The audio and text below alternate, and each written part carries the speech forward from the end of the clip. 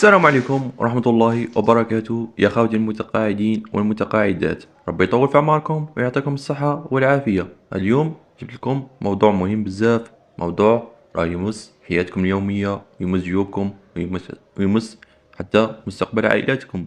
نحكي على زيادات التقاعد لشهر سبتمبر 2025 بكل تفاصيلها، بكل فئاتها: متقاعدين، مدنيين، عسكريين، محاربي العشية السوداء، جنود استبقاء، وحتى ملفات الأرامل وأبناء الشهداء والمجاهدين.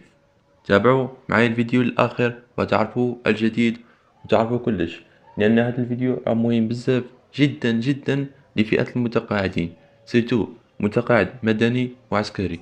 بارطاجوا الفيديو مع كامل المتقاعدين لتعرفوهم، تعرفوا الجديد. ويا جماعة الخير، سبتمبر هذا العام ماشي كيما كل عام، راه مختلف بزاف. علاش؟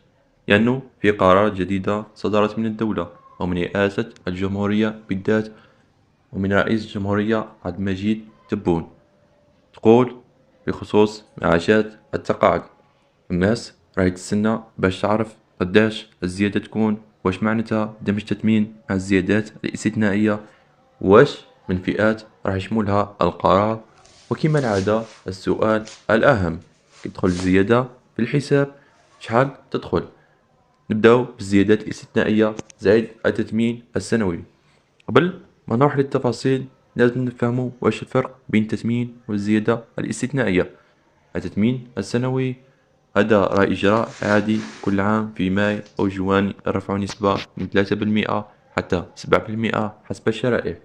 والزيادة الاستثنائية هذيك تجي بقرار خاص من رئاسة الجمهورية ومن رئيس الجمهورية، كي تكون الظروف كي تكون الظروف صعبة، ويكون غلاء المعيشة، ويكون فيها تضخم ومطالب اجتماعية. في سبتمبر 2025 الدولة قررت تدمج الاثنين مع بعض، يعني ما كانش تثمين في ماي برا يجتمع مع الزيادة تاع سبتمبر. النتيجة راح تشوف زيادة أقوى في معاشاتها.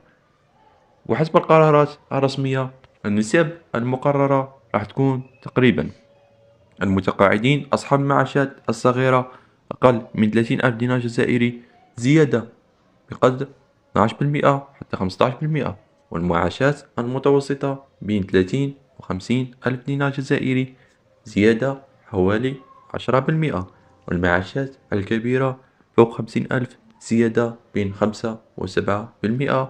وهذه النسب تشمل دمج التثمين مع الزيادات الاستثنائية، يعني المستفيد يربح من جهتين، زائد من جهتين تساوي دفعة واحدة. أما المتقاعدين المدنيين سواء كانوا موظفين في الإدارات العمومية، التعليم، الصحة، البلديات، كامل راهم معنيين بهذه الزيادة، وتطبق بشكل أوتوماتيكي في الحسابات، وما يحتاجوش يديروا أي إجراء. أما المتقاعدين والعسكريين أيضا عندهم حصة كبيرة، بما أن رواتبهم الأصلية كانت تختلف. الزيادات راح تشمل بنفس النسب المئوية. القرار يشمل ضباط صف، جنود، وزيد راهي كاين إجراءات خاصة للناس خرجوا في التقاعد، عفوا للناس اللي خرجوا في التقاعد في ظروف صحية صعبة، يعني خرجوا بدوسي بلو. أما عن محاربي العشية السوداء وجنود الاستبقاء، هادو فئة خاصة بزاف، دايما كانوا يطالبوا بتسوية وضعيتهم. في سبتمبر 2025 جابوا خبر يفرح: رفع المنحة الشهرية لهذه الفئة، إدماج بعض الحقوق مع معاشات التقاعد، زائد الزيادات تشملهم بنفس نسب المدنيين والعسكريين، يعني مبقاش فرق بين متقاعد مدني عسكري ولا جندي استبقاء. أما ملفات الأرامل وأبناء الشهداء والمجاهدين هي أيضا راهي داخلة. الأرامل الزيادة تمس المنحة الشهرية تاعهم. أبناء الشهداء عندهم دعم إضافي خاصة اللي مازالوا صغار ولا بطالين. المجاهدين القرار أكد على تسوية الملفات العالقة وصرف المخلفات. أما عن موعد دخول الزيادات في الحسابات، السؤال اللي راه يدور في بال الجميع: كي تدخل الزيادة جاء وقتاش؟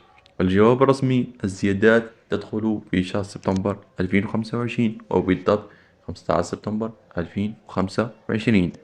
بعض الفئات راح يشوفوها مباشرة في 20 سبتمبر كي تصب المعاشات، والبعض الآخر إذا كي تجي تأخر راح تجي مع أكتوبر ومع مخلفات سبتمبر، يعني تجي بأثر رجعي. واش معناتها زيادة ب10 ولا 15%؟